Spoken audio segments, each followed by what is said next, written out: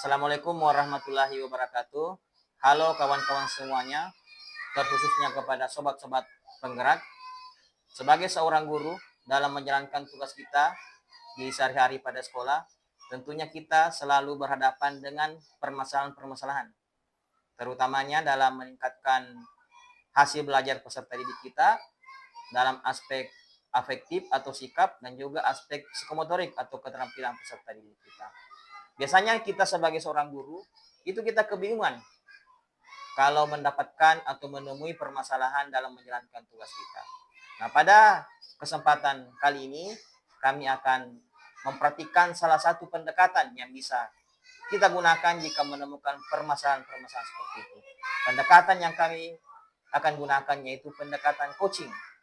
Nah, hari ini bersama rekan sejawat saya akan melakukan salah satu praktik coaching untuk supervisi akademik. Dalam kesempatan kali ini kami akan melakukan praobservasi bersama rekan sejawat saya.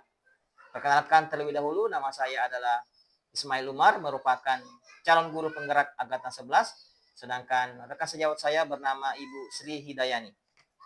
Ya, baik Bu, bagaimana kabarnya pada pagi hari ini?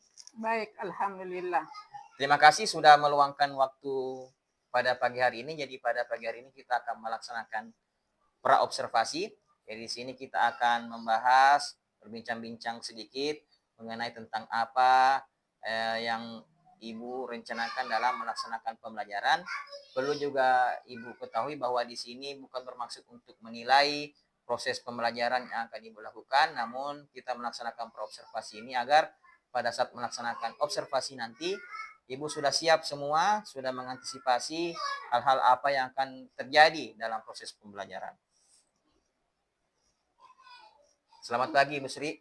Selamat pagi. Terima kasih sudah meluangkan waktu untuk berobservasi pada hari ini.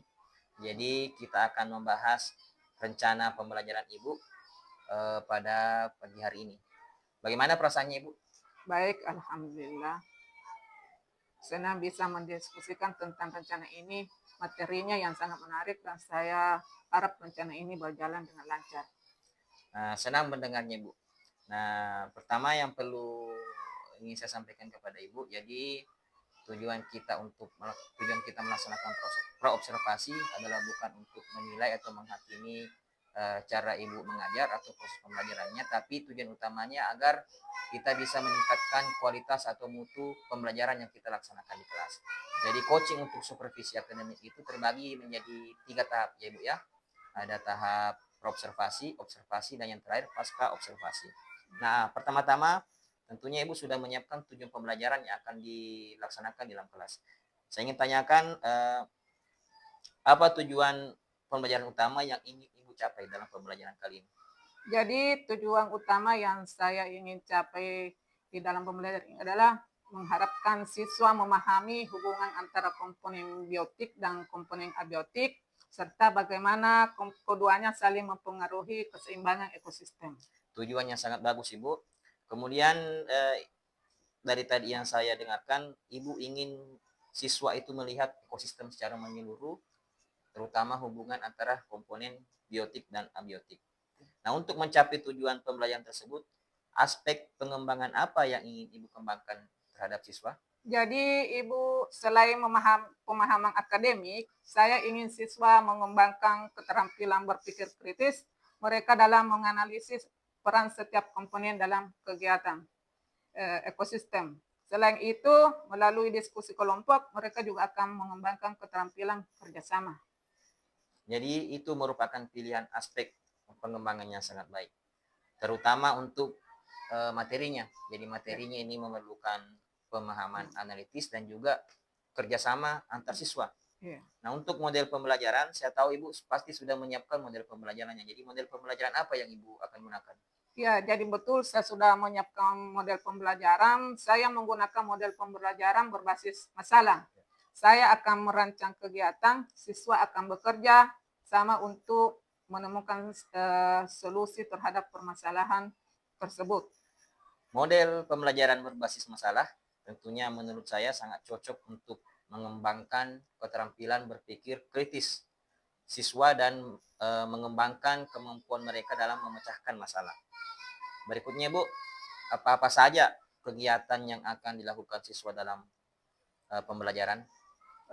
Jadi pertama-tama saya akan memulai pembelajaran dengan memberikan konsep-konsep dasar mengenai pengertian ekosistem dan komponennya. Kemudian saya akan membentuk beberapa kelompok yang dibentuk berdasarkan hasil asesmen awal. Pembentukan kelompok ini saya buat secara heterogen, ya, berdasarkan kemampuan siswa. Setelah itu saya akan melaksanakan saya akan memberikan LKPD kepada setiap kelompok, di mana LKPD itu berisi rencana aktivitas yang akan dilaksanakan setiap kelompok. Mereka akan mengamati lingkungan sekolah di luar kelas dan mengidentifikasi komponen biotik dan abiotik. Setelah itu ada pertanyaan pemantik di LKPD tersebut, di mana nantinya mereka akan melaksanakan diskusi kelompok. Hasil diskusi ini mereka akan mempresentasikan oleh masing-masing kelompok, kemudian kelompok yang lain akan menanggapinya. Di akhir pembelajaran kita akan mengevaluasi proses pembelajaran dan melakukan refleksi pembelajaran. Bagus sekali rencana pembelajaran yang Ibu sudah buat. Aktivitas-aktivitas tersebut pasti membuat siswa akan terlibat lebih aktif dan lebih termotivasi untuk memahami ekosistem lebih dalam. Untuk asesmennya atau evaluasinya, bagaimana Ibu merencanakan mengevaluasi pemahaman siswa terhadap materi ini? Di sini saya akan menggunakan penilaian formatif melalui observasi selama diskusi kelompok dan penilaian presentasi solusi yang mereka temukan. Saya juga akan memberikan kuis singkat untuk memastikan mereka benar-benar memahami konsep ekosistem. Baik sekali Bu. Jadi dari yang Ibu sampaikan tadi, Anda sudah menyiapkan 3 jenis asesmen, yaitu ada asesmen untuk aspek kognitif atau pengetahuan, ada juga untuk untuk aspek afektif atau sikap, dan yang terakhir untuk psikomotorik atau keterampilannya. Jadi Ibu, terima kasih banyak atas penjelasannya, dan saya yakin pembelajaran yang akan Ibu laksanakan akan membuat siswa semakin tertarik tentang ekosistem dan bisa bermuara kepada meningkatnya kepedulian siswa terhadap lingkungan. Terima kasih, sama-sama juga saya kesempatan untuk berdiskusi. Saya merasa lebih percaya diri setelah menguraikan rincian ini bersama-sama. Anak-anakku sekalian, Ibu tadi sudah memaparkan atau memberi gambaran tentang pembelajaran hari ini tentang biotik dan abiotik. Jadi anak-anakku, Ibu sesuai dengan kelompoknya akan berkeliling mencari informasi sebagai sumber belajarnya. Ibu sudah tempel-tempel semua di dinding ini. Jadi kalian akan mencari sumber belajarnya ini untuk mengisi nanti LKPD setelah kita praktek di luar, ya. Nah, di sini Ibu kan sudah kelompokkan, di mana kelompok ini adalah kelompok abiotik dan di sini kelompok biotik. Nah, kelompok abiotik saya dulu mencari di sini, di sebelah sini, coba diperhatikan. Kemudian untuk kelompok biotik sudah mencari sumber belajarnya di sini, ya. Nah, jadi silakan untuk berdiri untuk melihat di sini sumber belajarnya di sini, mencari tentang nanti silakan dibaca, dipelajari. Kemudian nanti Ibu akan membagikan LKPD-nya. Apa-apa saja yang harus kamu amati di luar setelah kita praktek, ya. Silakan. Kelompok abiotik dan kelompok biotik di sini.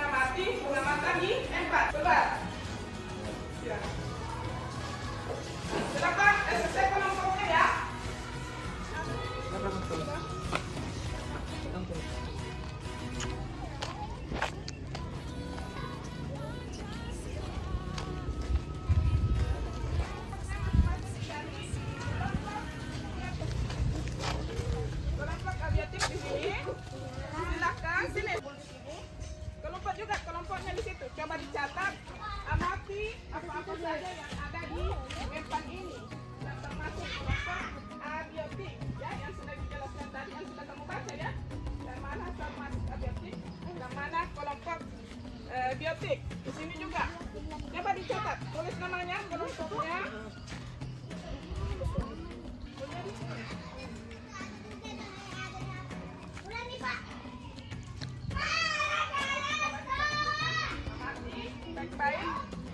Amati baik-baik apa saja.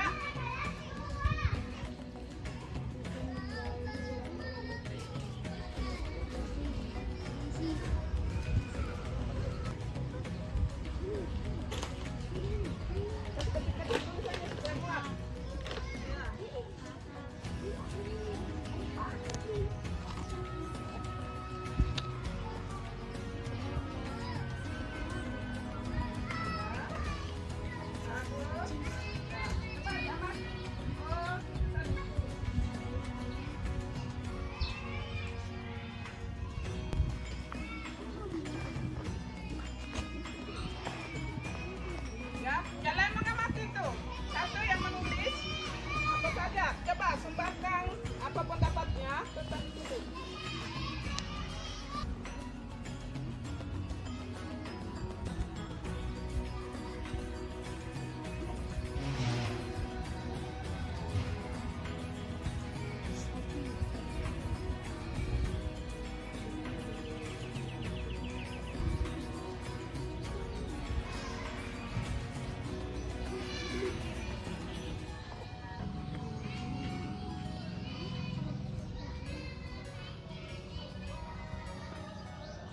Ini sudah? Ya. Ya, silahkan kalau sudah. Kita kembali ke kelas ya. Nah, nanti di presentasinya dibutuh masing-masing kelompok untuk mempresentasikannya. Ya, silahkan.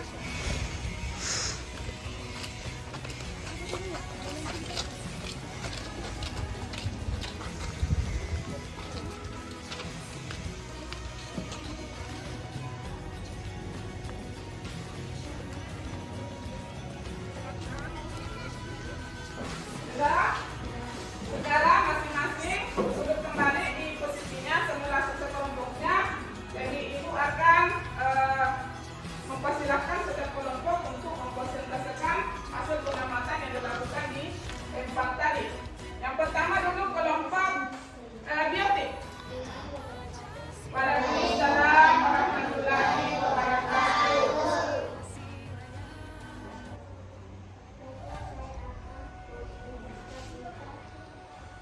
Pertama, ya, itu ya yang dipresentasikan tadi dari kelompok biotik. Tepuk tangan dulu untuk kelompok biotik ya. Terima kasih nak, silakan duduk kembali. Waalaikumsalam warahmatullahi wabarakatuh. Komponen abiotik pada empang, air, larut dan biji komponen empang, tanah sebagai penyaring secara fisik, menentukan produktivitas seperti oksigen, menyeimbangkan siklus air. Ya, tepuk tangan untuk kelompok. Dan itu setelah kita mengadakan pengamatan, tentu kita lebih bisa ya mengetahui apa-apa saja yang menjadi komponen dari empang ya, baik komponen biotik maupun komponen abiotik. Ibu tempel ya sebagai tanda bahwa kalian sudah melakukan pengamatan di dalam empang.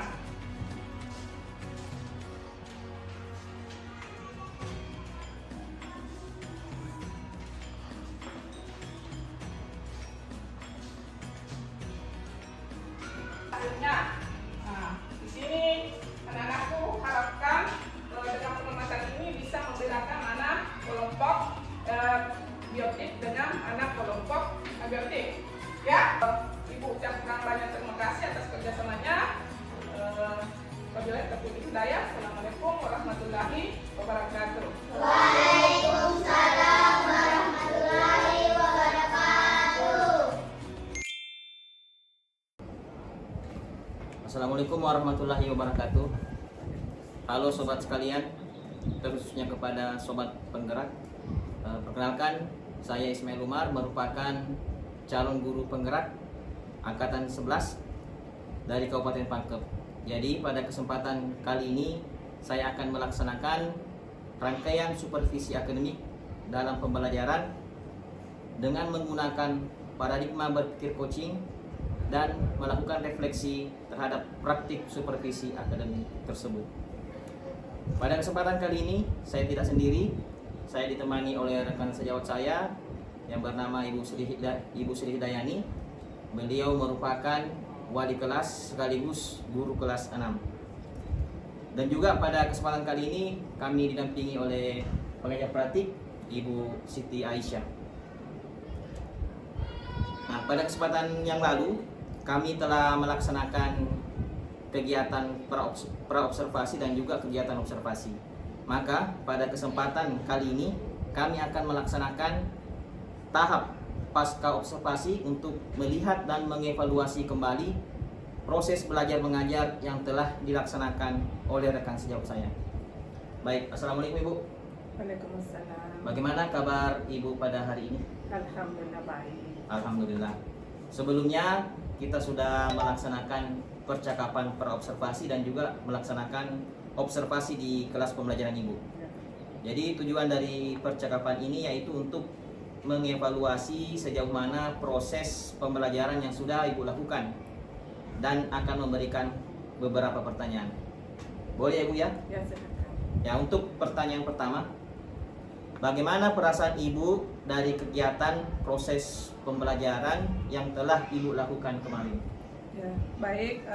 Jadi terkait dengan perasaan saya yang tentang proses pembelajaran kemarin, sebenarnya saya agak tegang, ya. Bagaimanapun juga kalau kita mengajar itu ada yang temani kita, yang mengamati kita, tentu pasti ada perasaan nervous atau bagaimana sehingga membuat perasaan kita deg-degan.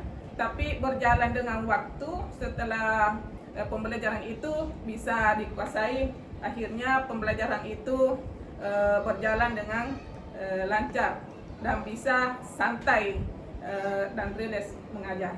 Ya, Alhamdulillah dari secara keseluruhan proses pembelajaran kemarin berjalan dengan lancar.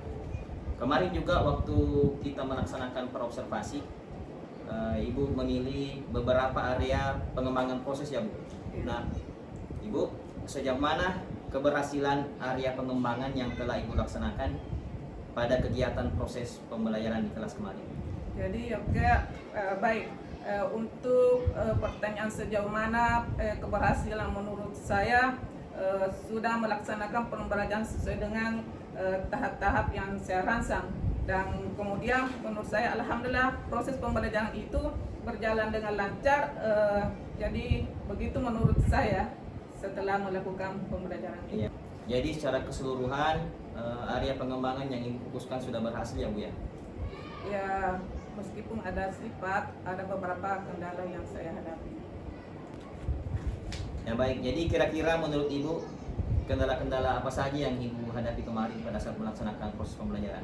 Ya, jadi begini Pak, untuk kendala itu mungkin sama masalah umum ya, di mana dalam kelas itu tidak semua siswa aktif seperti itu Pak. Jadi tidak semua berpartisipasi, apalagi kegiatan kelompok seperti itu masih ada beberapa siswa yang pasti yang tidak ikut serta dalam kegiatan.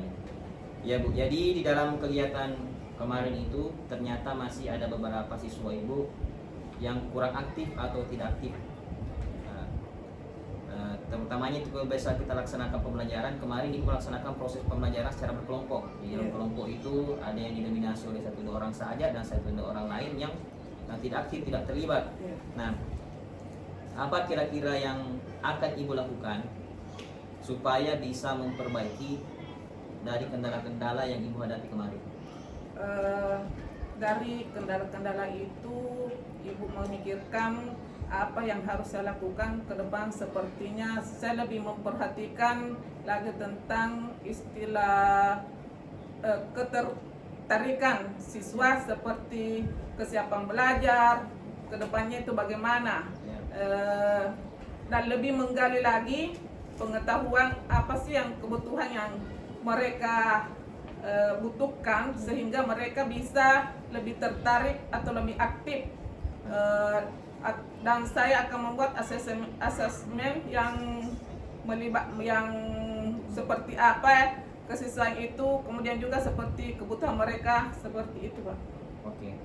Jadi Ibu rencananya akan lebih mengetahui lagi akan kebutuhan belajar siswa Ibu seperti apa. Kemudian untuk mengetahui kebutuhan itu tentu dengan cara melakukan asesmen, gitu ya Bu ya. Kira-kira kapan ini Ibu akan melaksanakan melakukan perbaikan dari rencana-rencana yang Ibu paparkan tadi? Sepertinya pelaksanaan ini akan saya lakukan dalam waktu dekat, karena setelah ini nanti kan masih ada pembelajaran lagi yang mungkin setelah melihat, mengevaluasi dan dari proses pembelajaran, dari hal itulah saya akan melakukan secepatnya, mungkin lebih fokus ke situ untuk memperbaiki asesmen, mungkin seperti itu. Nah, jadi Ibu nanti akan melakukan proses perbaikan dalam waktu secepatnya Bu ya? Betul. Oke. Jadi pertanyaan tadi itu juga sekaligus menjadi pertanyaan terakhir dari pasca observasi kali ini. Saya berharap semoga Ibu bisa memperbaiki beberapa kekurangan tadi dalam proses pembelajaran, sehingga dari hasil perbaikan yang telah Ibu lakukan nanti, Ibu dapat melakukan proses pembelajaran yang menyenangkan di kelas. Kemudian siswa yang menurut Ibu tadi kurang aktif bisa menjadi aktif dalam kegiatan pembelajaran yang akan Ibu lakukan nanti di kelas. Ya, jadi sampai di sini dulu ya Bu ya percakapan observasi kita. Saya ucapkan terima kasih yang setinggi-tingginya atas waktu Ibu menyempatkan. Sekali lagi mudah-mudahan apa yang Ibu rencanakan terrealisasi dengan baik. Assalamualaikum. Waalaikumsalam.